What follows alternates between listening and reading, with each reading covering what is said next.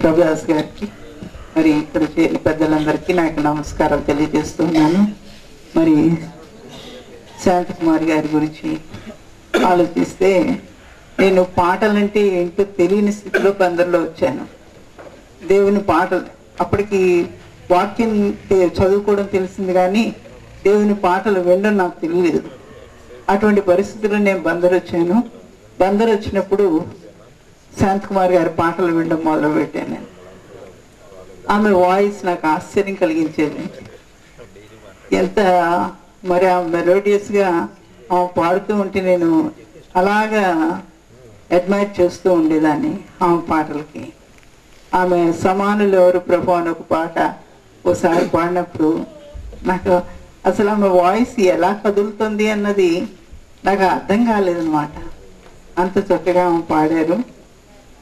అలాగే చర్చ్లోనూ అన్ని చోట్ల ఫంక్షన్స్లోనూ ఆమె పాటలు వింటూ ఉండేదాన్ని. తర్వాత నేను స్కూల్లో జాయిన్ అయ్యాను. స్కూల్లో జాయిన్ అయినప్పుడు మరి అందరూ చాలా ఎక్స్పీరియన్స్డ్ టీచర్స్, నేను కొత్తగా జాయిన్ అయ్యాను. కానీ నాకు కొత్త అట్మాస్ఫియర్లో అడుగుపెట్టాను.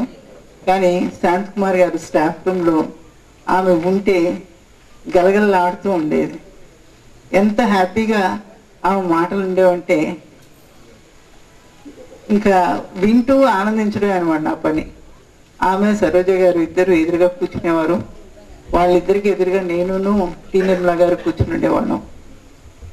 చాలా హ్యాపీ. అసలు స్టాఫ్ రూమ్లో ఆమె ఒక సీనియర్ టీచరు, మేము జూనియర్ని అన్నట్టుగా కాకుండా ఆమె అంత హ్యాపీగా ఆమె మాట్లాడుతూ అందరినీ ఇన్వాల్వ్ చేస్తూ ఉంటూ ఉండేవారు.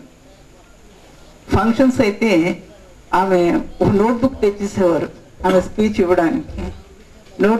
లాంగ్ నోట్బుక్లో రాసుకుని వచ్చేవారు. హ్యాండ్ రైటింగ్ గురించి చెప్పారు కదా, ఆమె హ్యాండ్ రైటింగ్ నాకు చాలా ఇష్టం. ఆ హ్యాండ్ రైటింగ్తో ఆమె రాసుకురావడం, మళ్ళీ అది చెప్పే పద్ధతి, ఆమె యొక్క వాయిస్, ఆమె అంత అటెన్షన్ డ్రా చేస్తూ ఆమె మాట్లాడుతూ ఉంటే చాలా ఫంక్షన్కి కళ వచ్చేది. ఆమె యొక్క మాటలు, ఆమె యొక్క జోక్స్ కానీ, పిల్లల్ని ఆమె వాళ్ళని మందలించడం కానీ అన్నీ కూడా చాలా లైవ్లీగా ఆమె యొక్క కాన్వర్జేషన్స్ ఉండేవి. ఆమె చాలా ఎంకరేజ్ చేసేవారు. ఆమె ఏదైనా పని అప్పగించినా కానీ ఆ పనిలో ఆమె ఎంకరేజ్ చేయడమే. ఎప్పుడు కూడా ఆమె హెచ్ఎంగా ఉండి నేను పైన దాన్ని నువ్వు కింద దానివి అనేటువంటి ఫీలింగ్ ఏనాడు ఇవ్వలేదు. ఆమె చాలా ప్రేమ కలిగి మరి చక్కగా ఎంకరేజ్ చేస్తూ గైడ్ చేస్తూ ఆమె యొక్క ఆ పీరియడ్ అంతా కూడా ఆమె నన్ను చాలా హ్యాపీగా ఉంచారు. తర్వాత 3 months బ్యాక్ అనుకుంటాను ఒకసారి ఫోన్ చేశారు. ఎవరో మాస్టర్ గారికి తెలిసిన వాళ్ళు ఆమెను కలిశారు బ్యాంకులో అని చెప్పి అతను చెప్పడానికి ఆమె ఫోన్ చేసి నాతో మాట్లాడినప్పుడు మళ్ళీ ఆమె వాయిస్ వినడం నాకు చాలా సంతోషం అనిపించింది. ఆమె మాటలు అవి చాలాసేపు మాట్లాడారు. మరి అదే నాకు ఆమెతో చివరిగా మాట్లాడడం.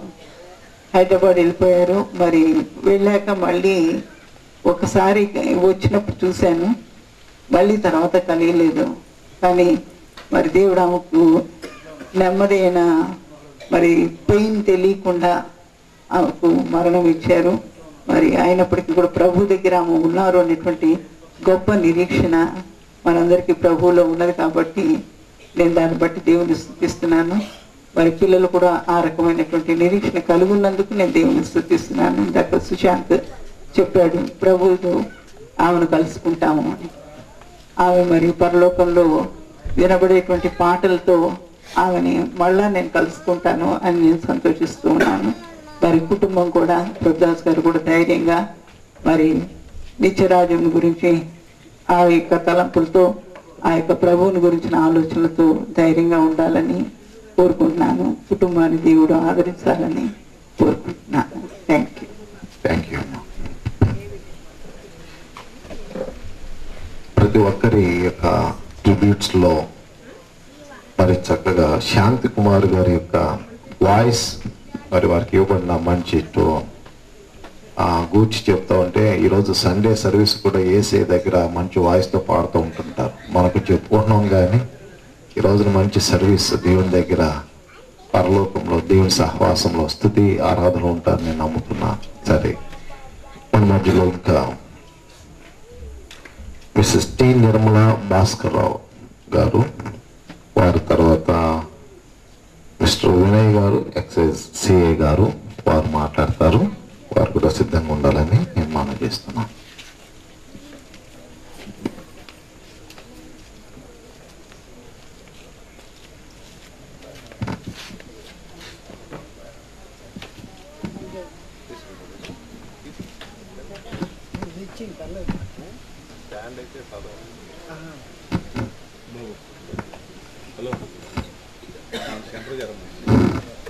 వేదికను అలంకరించిన అయ్యగారి రూరుకు కూడా శివదాస్ గారికి నా నమస్కారాలు తెలియజేస్తున్నానండి. వచ్చిన వారందరికీ కూడా నా నమస్కారాలు తెలియజేస్తున్నాను. నేను ప్రజెంట్ కరస్పాండెంట్గా షార్ట్ స్కూల్ పనిచేస్తున్నాను. ఇది నా యొక్క బాధ్యత. మరియు వారి మీద నాకున్నటువంటి ప్రేమను తెలియచేయటం గాను నేను నిలబడి ఉన్నాను. మరి my deepest condolences to the family members. మరి షార్కీ స్కూల్ టీచర్గా, హెడ్ మిస్టర్స్గా మరి శాంతకుమారి గారు పనిచేసి ఉన్నారు. తల్లిగా, భార్యగా, అత్తగారిగా, అమ్మమ్మగా, నాయనమ్మగా, ఒక ఇంటికి ఆడబడుచుగా అనేక పాత్రలను వీరు పోషించి మరి శాశ్వత విశ్రాంతి పొందారని చెప్పి నేను నమ్ముతున్నాను. మరి శాంతకుమారి గారిని గురించి చెప్పాలంటే వారు skilled and talented and worthy teacher, good singer,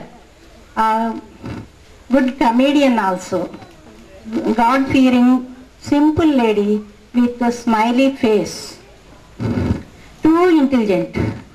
ఇన్స్పెక్షన్లో పాఠం ఇన్స్పెక్టర్ గారు వస్తున్నారంటే మాకు వణుకొచ్చేది, భయం వేసేది. కానీ వారు మాత్రం ఆ పాఠాన్ని అదరగొట్టేసే వాళ్ళని చెప్పవచ్చండి. చాలా బాగా చెప్పి మంచి పేరు తెచ్చుకునేవాళ్ళు. మరి అనేక మందిని వారు తీర్చిదిద్దారు. మాకు అందరికి కూడా మార్గదర్శకురాలు.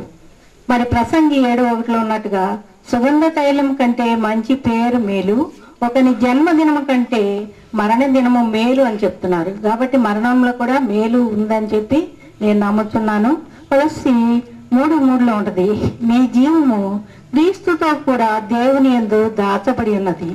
మరి వారి యొక్క నవ్వు ఎప్పటికీ మాకు గుర్తే. మంచి హ్యాండ్ రైటింగ్ అందరూ చెప్పారు. అసలు సైన్స్ ఫిగర్స్, డయాగ్రామ్స్ అవి చాలా నీట్గా బోర్డు మీద చాలా చక్కగా వేసేవాళ్ళు.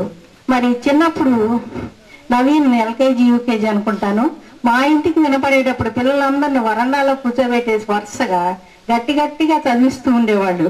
ఆమె చెప్పే మాటలు తెగ నవ్వు వచ్చాయి నాకైతే మాత్రం.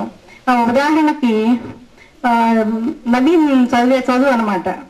సియూపి కాప్ కాఫీ తాగేది, పిఎన్ పెన్ రాసుకునేది, జేయుజి జగ్ నీళ్లు పోసుకునేది.